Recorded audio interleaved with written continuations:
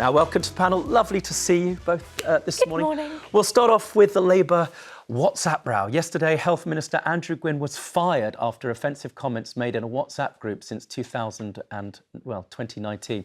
In one, Gwynne hoped a pensioner concerned about bin collections would die before local elections. He also reportedly said someone's name sounded too Jewish. He mocked Dianne Abbott in racially charged comments and reshared a sexist post about Angela Rayner.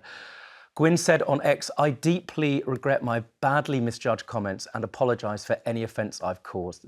The group is said to include over a dozen Labour figures from around Manchester, and this morning a second MP, Oliver Ryan, apologised for appearing to mock a fellow MP's, well, sexuality in the group. Ryan, who is gay himself, said his comments were unacceptable. The WhatsApp group is under investigation amid calls for action to be taken against more members. And we're now at the stage where police are said to be accessing complaints. Jonathan, I'm going to go to you. I mean, you're obviously still very involved in the Labour Party, no longer an MP. Gwynne has been sacked, right? And he's temporarily suspended from the Labour Party.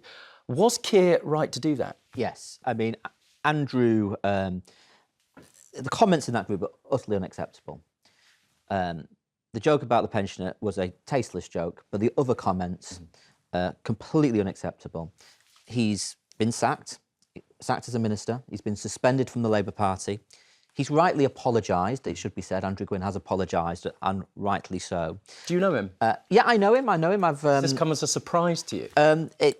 Yes, it does. It's not something that I'd have expected from Andrew, but nonetheless, he's done the right thing by apologising, and Keir Starmer's done the right thing by suspending him and sacking him as a minister. Now, there has to be a proper investigation now. The Labour Party will look into these things properly. There has to be a due process. But look, Keir Starmer said he would have no truck with these low standards, with anti-Semitic comments. We've had problems in the past under Labour.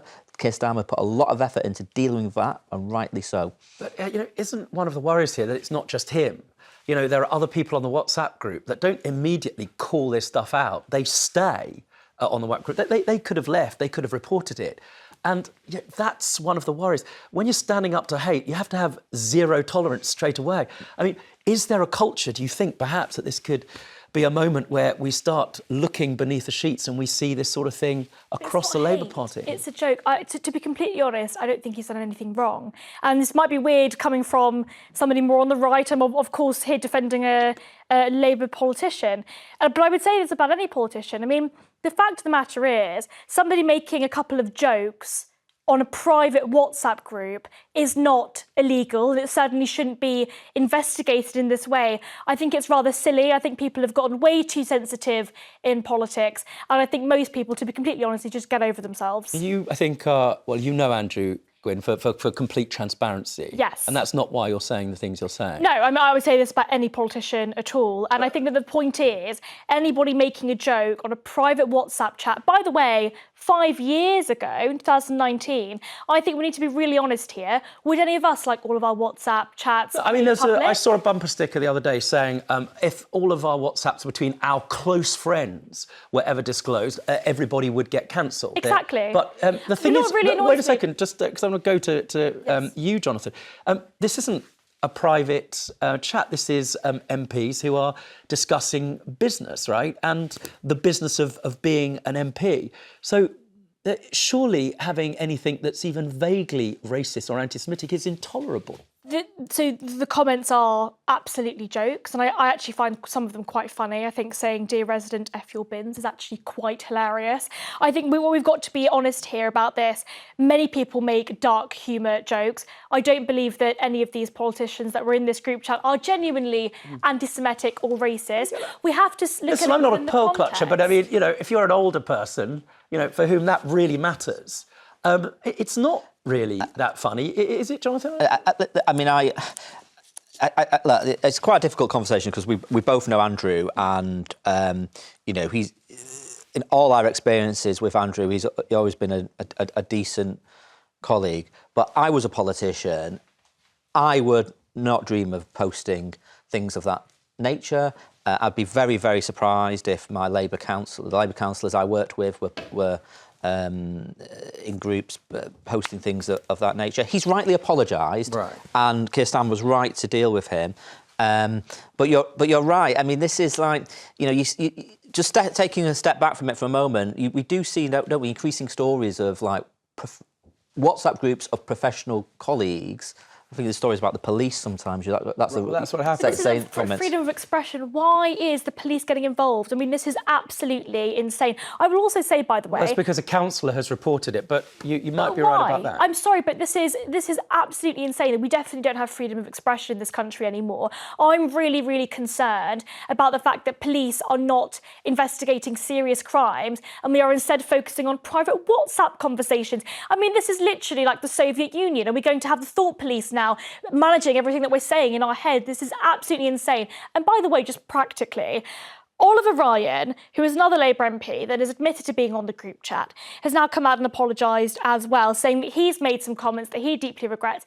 Where does this end? Are we going to sack Oliver Ryan too? Are we going to find out every Labour member of Parliament that's ever been on a group chat where something maybe offensive has been said? Where does it end? Jonathan? Well, I mean, I think Oliver Ryan, who's another Labour MP, he used to work for Andrew Gwynne. He'll now be investigated. I'm not sure. I've not seen what he said yet, but he's owned up. He was working for Andrew Gwynne at the time, and I think this comes back to.